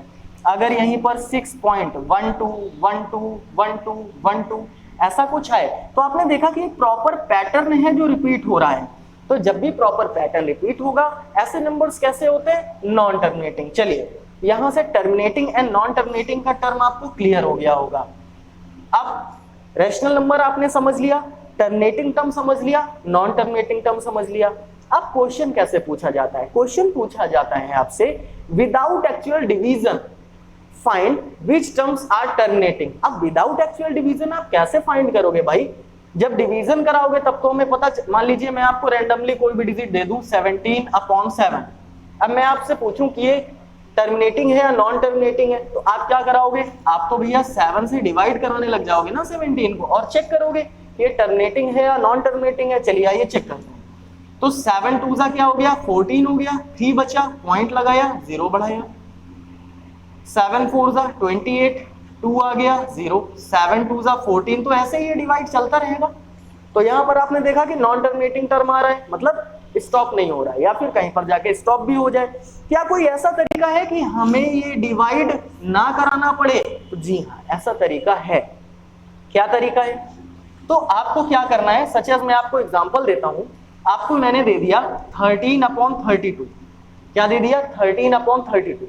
तो आपको डिनोमिनेटर का जो भी यहां पर डिनोमिनेटर हो उसका फैक्टराइजेशन कराना है, मतलब उसके फैक्टर्स देखने हैं। और अगर वो फैक्टर्स सिर्फ और सिर्फ 2, 5, सिर्फ 2 या सिर्फ 5 के फॉर्मेट में आ रहे हैं तो वो टर्म कैसा होगा, वो टर्म होगा टर्मिनेटिंग। या तो फैक्टर्स सिर्फ 2 के फॉर्मेट में हो, या तो सिर्फ 5 के फॉर्मेट में हो, या 2 and 5 बोथ फॉर्मेट्स में हो, तो वो टर्म कैसा होगा, टर्मिनेटिंग। और अगर आपके फैक्टर्स अदर देन 2 and 5 कुछ भी आ जाते हैं, 3, 7, 9 कुछ भी एग्जिस्ट कर जाता है, तो वो टर्म कैसा हो जाएगा, वो टर्म हो जाएगा नॉन टर्मिनेटिंग। तो ये बात आपको क्लियर हो गई होगी, समझ आ गई होगी। आइए अब इसके कुछ क्वेश्चंस देखते हैं, तो आपको और ज्यादा क्लियर हो जाएगा कि आखिर ऐसे क्वेश्चन को कैसे हम लोग आइडेंटिफाई करते हैं। तो यहां पर हम लोग कुछ एग्जांपल्स लेते हैं। ये चीज आपको याद रखनी है कि कोई भी नंबर आपको दिया जाएगा तो आपको उसका डिनोमिनेटर देखना है, उसके फैक्टर्स देखने हैं। अगर वो 2, 5 या फिर 2, 5 बोथ के फॉर्मेट में आ रहा है तो वो टर्म टर्मिनेटिंग होगा, और अदर देन 2, 5 कुछ भी आ जाए तो वो नॉन टर्मिनेटिंग होगा। चलिए मान लीजिए हमारे पास कुछ एग्जांपल्स हैं। First example 23/2³ × 5²। सेकंड एग्जांपल देखें, सेकंड एग्जांपल में लिखा हुआ है 24/125, और थर्ड एग्जांपल में लिखा हुआ है 73/343। चलिए अब हम लोग वापस से अपनी बात को याद करते हैं। तो अगर हम लोग फर्स्ट कंडीशन में देखें तो 2 and 5 का फॉर्मेट बन रहा है ना, तो 2 and 5 का फॉर्मेट बन रहा है तो ये कैसा होगा, टर्मिनेटिंग। क्या हमें डिवीजन की जरूरत पड़ी? नहीं पड़ी। तो पहला जो नंबर है वो कैसा होगा, टर्मिनेटिंग रेशनल नंबर, वो होगा आपके लिए टर्मिनेटिंग रेशनल नंबर। अगर हम लोग 24/125 की बात करें तो न्यूमरेटर को तो टच ही नहीं करना, अनटच्ड रखना है। 125 के फैक्टर्स कराएंगे तो 5 5 5 5 5 जा 25, 5 जा 125। तो आपने देखा केवल और केवल 5 का फॉर्मेट बन रहा है, केवल और केवल 5 का फॉर्मेट बन रहा है, तो ये टर्म भी कैसा होगा हमारे लिए, ये टर्म भी हो जाएगा terminating rational number.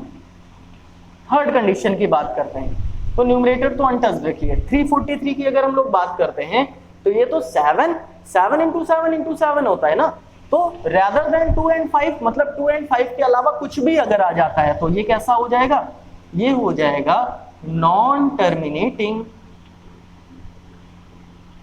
Rational number. तो इस तरह से आप आइडेंटिफाई कर सकते हो। याद रखिएगा डिनोमिनेटर के फैक्टर्स कराइए, 2 and 5 के फॉर्मेट में है तो टर्मिनेटिंग और नहीं है तो नॉन टर्मिनेटिंग। ये चीज आपको क्लियर हो गई होगी। और क्या पूछा जाता है रेशनल नंबर से, और हमें पूछा जाती हैं दो चीजें। देखिए कौन कौन सी। सबसे पहले अगर आप देखें तो इनका कन्वर्जन कैसे होता है। फर्स्ट कन्वर्जन होता है fraction to decimal, first conversion होता है फ्रैक्शन टू डेसिमल। ये तो बहुत इजी है यार, हम लोग बचपन से करते आए हैं। बाई चांस मैं आपको दे दूं 25/100, ये फ्रैक्शन है और इसे डेसिमल में कन्वर्ट करना है, आप तुरंत बता दोगे 0.25 आएगा। बाई चांस कोई ऐसी डिजिट आ जाती है जो कॉम्प्लेक्स है, मान लीजिए आपको दे दिया गया 32/9, अब डायरेक्ट आपसे नहीं हो पा रहा है तो आप इसे डिवाइड करा लो 9 और यहाँ लिखा आपने 32, तो ये हो गया 9 3 जा 27, आपके पास बच गया 5, पॉइंट लगाया 0 बढ़ाया 9 5 जा 45, फिर से 50 आएगा। तो इस तरीके से ये चलता चला जाएगा। तो आपने देखा कि यहाँ पर आंसर आपको मिल गया 3.5 बार। मतलब जो भी पैटर्न रिपीट हो रहा है बार बार उस पर हम लोग एक लाइन रिप्रेजेंट कर देते हैं जो कि ये रिप्रेजेंट करती है, शो करती है कि ये नंबर बार बार रिप्रेजेंट हो रहा है, रिपीट हो रहा है 3.55555 एंड सो ऑन। ठीक, तो अगर हम लोगों को फ्रैक्शन से डेसिमल फाइंड करना होगा तो बहुत इजी मेथड है, हम लोग बचपन से सीख रहे हैं, कोई भी प्रॉब्लम नहीं होगी। अब सेकंड कंडीशन क्या कहती है? सेकंड कंडीशन में इसी चीज को कन्वर्ट कर दीजिए, रिवर्ट कर दीजिए।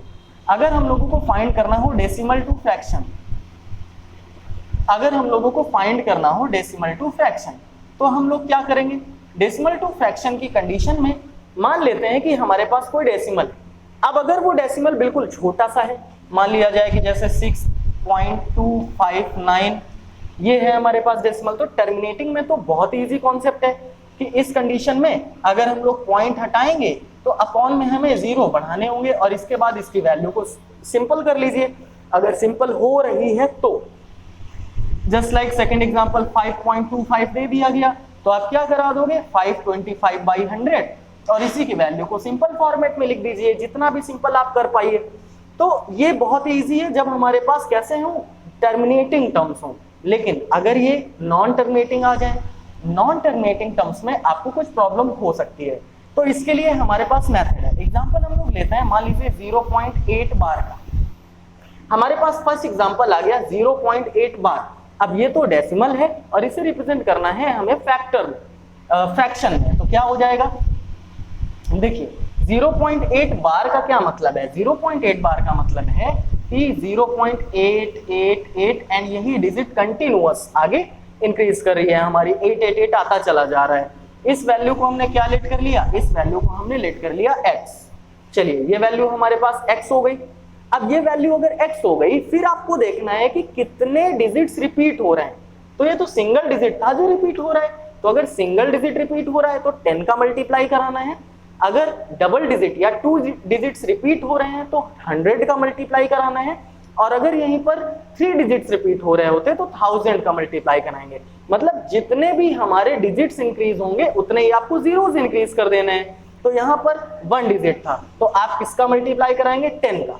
चलिए तो 10 का अगर हम लोग मल्टीप्लाई कराते हैं तो 10 इंटू एक्स 10x हो गया, और 0.888 में अगर हम लोग 10 का मल्टीप्लाई कराएंगे तो ये 8 बाहर आ जाएगा, तो ये हो गया 8.888 and so on.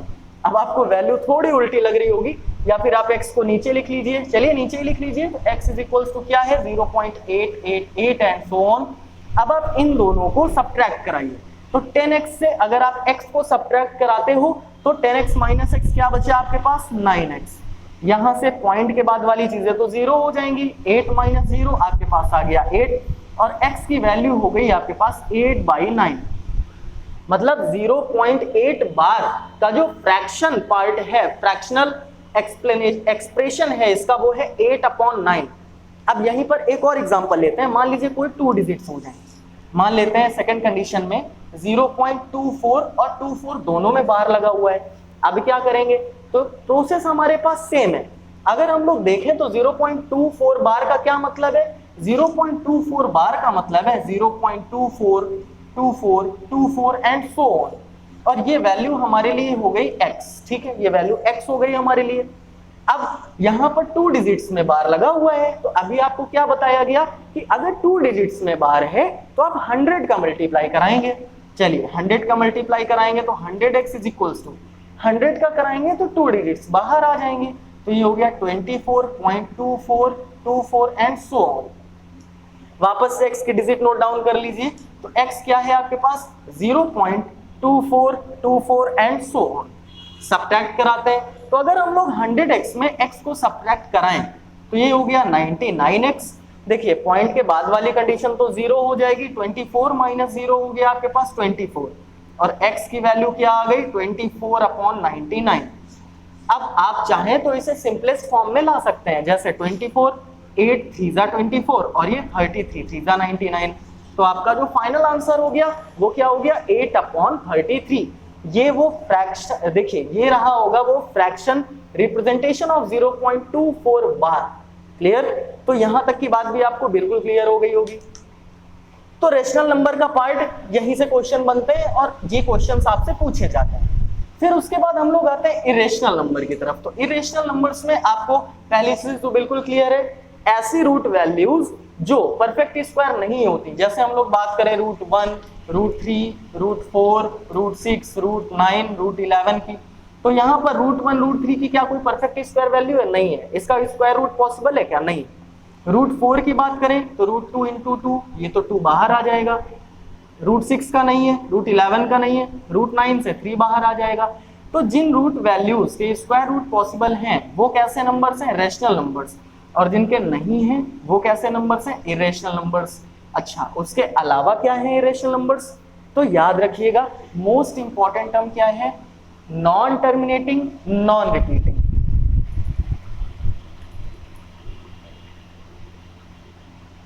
Non terminating, non repeating या नॉन रिकरिंग, कुछ भी आप बोल सकते हैं। ऐसे टर्म्स भी कैसे होते हैं? ऐसे टर्म्स भी होते हैं इरेशनल। चलिए अब हम लोग एग्जांपल देके बात करते हैं कि कैसे। अगर हम यहां पर लिखते हैं first example 0.242442444 and so on. हमने टर्मिनेटिंग में क्या पढ़ा था? चीजें स्टॉप हो जाती हैं, यहां पर हो रही हैं क्या? नहीं। नॉन टर्मिनेटिंग में क्या पढ़ा था कि एक प्रॉपर पैटर्न रिपीट होता है। क्या यहाँ पर प्रॉपर पैटर्न है? यहाँ 2 4 है, यहाँ 2 4 4 है, यहाँ 2 4 4 4 है, आगे चल के और ज्यादा इंक्रीज करेंगे फोर्स, तो ना तो यहाँ पैटर्न रिपीट हो रहा है और ना ही स्टॉप हो रही है। तो ये non terminating, non recurring term है। और ऐसे ही नंबर्स कैसे होते हैं? इरेशनल नंबर्स होते हैं। चलिए एक और एग्जांपल लेते हैं। अगर हम लोग बात करें 1.36336 3336 एंड सो ऑन, यहां पर भी देखिए 36 है, फिर डबल 36 है, ट्रिपल 36 है, आगे 3 और ज्यादा इंक्रीज करेंगे। तो ये कैसा टर्म हुआ? ये non terminating, non recurring term हुआ। और ऐसे नंबर्स कैसे होते हैं? इरेशनल होते हैं। तो यहाँ पर आपको इरेशनल फाइंड करने के लिए नहीं आएगा, या फिर यहाँ से कैलकुलेशन नहीं पूछी जाएगी, यहाँ से आपसे पूछा जाएगा रिप्रेजेंटेशन। आपको प्रूव करने के लिए दे दिया जाएगा। क्या दे दिया जाएगा? आपको कोई भी एक डिजिट दे दी जाएगी और ये प्रूव करना होगा कि ये डिजिट इरेशनल है। Let's take an example. अगर हम लोग एग्जांपल की बात करते हैं तो कोई भी डिजिट सच एज √2, √3, √5, √7, कोई भी डिजिट आपको दी जा सकती है। तो अगर एग्जांपल की बात करते हैं तो आपको क्वेश्चन क्या मिलेगा? आपको क्वेश्चन मिलेगा प्रूव दैट √3 इज इरेशनल। मान लेते हैं कि हम लोग √3 का एग्जांपल लेके आगे बढ़ रहे हैं। तो जब भी आपको कोई भी डिजिट ऐसी इरेशनल प्रूव करने, इज इरेशनल, आपको इरेशनल प्रूव करने के लिए आएगी, इरेशनल। तो जब भी इरेशनल प्रूव करने के लिए आएगी तब आप क्या करेंगे? तब आप जब भी उसका, देखिए इस चीज को बहुत ही ध्यान से समझिएगा। ये प्रोसेस बिल्कुल इजी है, लेकिन अगर आप ध्यान से समझ जाएंगे तो, अदरवाइज हो सकता है आप कंफ्यूज रहो, तो उससे बेटर है आप अच्छे से समझिए। तो यहां पर आपको क्या करना है? सबसे पहले √3 को रैशनल लेट करना है। तो यहां पर लेट करेंगे, let √3 is a rational number. आपने लेट कर लिया कि √3 क्या है? √3 एक रैशनल नंबर है। अब अगर √3 रैशनल नंबर है तो इस √3 को आप किस फॉर्मेट में लिख सकते हो? a/b, p/q, किसी भी फॉर्मेट में लिख सकते हो जहां पर a and b are integers and there are no common factors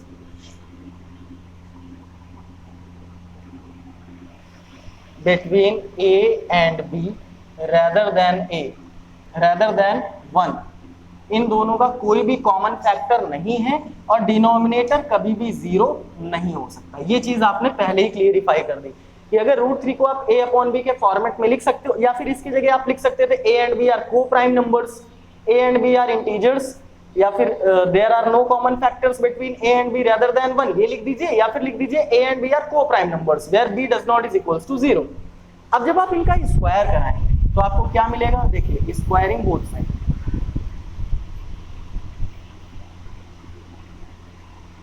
जब आप स्क्वायर कराएंगे तो √3 का स्क्वायर मिल गया आपको 3, यहां से मिल गया a²/b²। अगर वैल्यूज ट्रांसपोज करें तो b² इज इक्वल्स टू क्या आ गया? a²/3। अब a²/3 इसका मतलब क्या हुआ? इसका मतलब हुआ a² डिवाइड्स बाई या डिविजिबल बाई 3। अब अगर किसी भी नंबर का स्क्वायर उस नंबर से डिविजिबल है तो वो नंबर भी उससे डिविजिबल होगा। दैट मीन्स ए, इसको थोड़ा सा हम लोग क्लियर कर देते हैं। तो यहां से आपको मिला ए स्क्वायर इज डिविजिबल बाई 3। इसका मतलब है a is also divisible by 3। अगर किसी भी चीज का स्क्वायर किसी नंबर से डिविजिबल है तो वो नंबर भी उससे डिविजिबल होगा। सच एज मान लो 5 है और 5 में बोलता हूं 5 से डिविजिबल है, तो 5 का स्क्वायर 25 भी तो 5 से डिविजिबल होगा ना।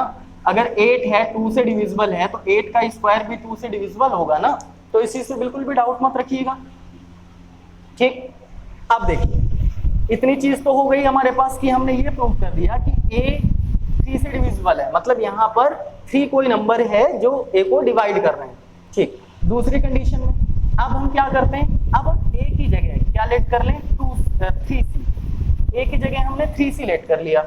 आप यहाँ पर प्लेस करिए जरा, a की जगह या तो यहीं प्लेस करा दीजिए या यहाँ प्लेस करा दीजिए, बात एक ही है।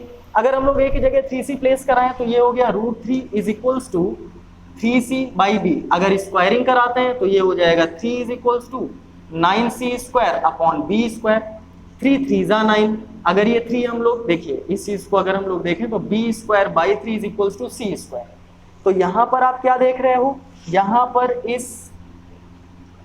पर आपको क्या रिप्रेजेंट हो रहा है, b square is divisible by 3।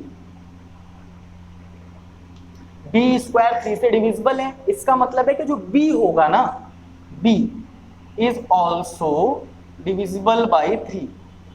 b भी 3 से डिविजिबल होगा। अब आपने स्टार्टिंग में क्या लेट किया था, देखिए a and b are integers and there are no common factors between a and b rather than 1, कि a एंड b के बीच का कोई भी कॉमन फैक्टर 1 को छोड़ करके नहीं है। लेकिन यहाँ पर क्या हुआ कि यहाँ पर a 3 से डिवाइड हो रहा है और b भी 3 से डिवाइड हो रहा है, मींस टू से 3 कॉमन फैक्टर आ गया।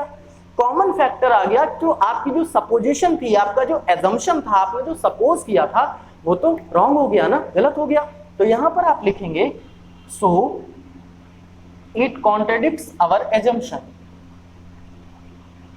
सो इट कॉन्ट्रडिक्ट्स आवर एजम्पशन। आपका जो एजम्पशन था वो रॉन्ग हो गया, बिल्कुल। अब आपका एजम्पशन अगर रॉन्ग हो गया so we can say that √3 is an irrational number. तो आप ये कह सकते हैं कि जो √3 है वो एक इरेशनल नंबर है। क्लियर, ये बिल्कुल बहुत अच्छी तरीके से आपके समझ में आ गया होगा। इसी तरह से √2, √5, √7 या फिर √11 आपको प्रूव करना हो तो सेम प्रोसेस है और सेम प्रोसेस से ही आप प्रूव कर सकते हैं। क्या इसके अलावा इन डिजिट्स में कोई चेंजिंग होती है? हाँ जी, यहाँ पर आप देखें तो एक ही नंबर दिया है आपको, हो सकता है यहाँ पर आपको 2 नंबर्स दे दिए जाएं, तब आप क्या करेंगे, कैसे उन्हें सॉल्व करेंगे, आइए देखते हैं। ये क्वेश्चन आपको बिल्कुल क्लियर हो गया होगा अच्छे तरीके से। आइए देखते हैं कि अगर यहीं पर आपको 2 नंबर्स दे दिए जाएं तो आप उन्हें कैसे सॉल्व करेंगे। अगर यहीं पर आपको 2 नंबर्स दे दिए जाएं, सच एज दे दिया जाए prove that 4 minus √3 is irrational. अब इस क्वेश्चन को प्रूव करने के 2 मेथड्स हैं आपके पास, आप किसी भी मेथड से कर सकते हैं। तो आइए 1 बाय 1 दोनों के दोनों मेथड सीखते हैं। तो यहां पर आपको सबसे पहले जब आप सॉल्यूशन करेंगे तो आपको लेट करना होगा, let 4 minus √3 is rational. 4 minus √3 कैसा नंबर है, रेशनल नंबर है। अब अगर ये रेशनल नंबर है तो इसे आप a अपॉन b के फॉर्मेट में लिख सकते हैं। तो यहाँ पर 4 माइनस √3 क्या हो गया, ये हो गया a बाई b। इस कंडीशन में अगर हम लोग √3 को ट्रांसफर करें, a अपॉन b को ट्रांसफर करें तो ये हो जाएगा 4 minus a upon b is equals to √3। अब अगर LHS देखें तो LHS हमारा क्या आ रहा है, पूरा का पूरा रेशनल आ रहा है। तो यहाँ पर 4 minus a upon b is rational और ये इक्वल है √3 के। सो √3 इज मस्ट बी रेशनल, तो इसे भी हम रेशनल होना चाहिए था। बट पहले भी हम प्रूव करके आए √3 इज इरेशनल। √3 कैसा नंबर है, इरेशनल नंबर है। सो अवर एजम्पशन गोज रॉन्ग, हमारा जो एजम्पशन है वो रॉन्ग हो गया। और हम लोग ये कह सकते हैं कि 4 माइनस रूट 3 कैसा नंबर हो गया, ये इरेशनल नंबर हो गया। ये तो हुआ आपके पास मेथड नंबर 1। सेकंड मेथड क्या कहता है, सेकंड मेथड में आप अगर किसी भी रेशनल नंबर में रेशनल नंबर प्लस या माइनस कराएंगे तो रेशनल मिलेगा।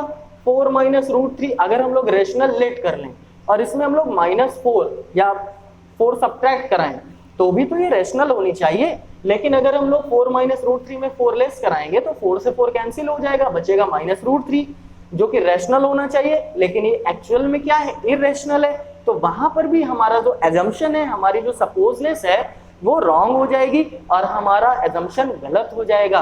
उस कंडीशन में भी आप 4 माइनस रूट 3 को क्या कर सकते हैं, इरेशनल प्रूव कर सकते हैं।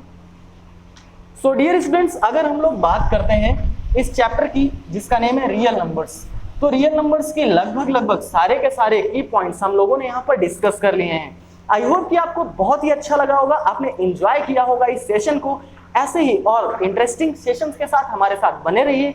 हम लोग टर्म 1 के सारे चैप्टर्स 1 बाय 1 बहुत ही जल्दी कवर करेंगे और उसके बाद हम लोग टेस्ट सीरीज लॉन्च करेंगे और एमसीक्यू बेस्ड क्वेश्चन करेंगे, असर्शन रीजन बेस्ड क्वेश्चन करेंगे, जिससे आपको आपके टर्म 1 में बिल्कुल हेल्प मिलेगी। तो बिल्कुल भी परेशान नहीं होना है, बने रहना है एजुस्विच के साथ, बने रहना है अपने friend and guide Yogesh sir के साथ, और हम लोग बिल्कुल साथ मिलकर कुछ तो अच्छा करेंगे जो अभी तक नहीं हुआ है। थैंक यू, बाय बाय, ख्याल रखिएगा, हंसते रहिए, मुस्कुराते रहिए, मिलते हैं हम लोग नेक्स्ट सेशन में।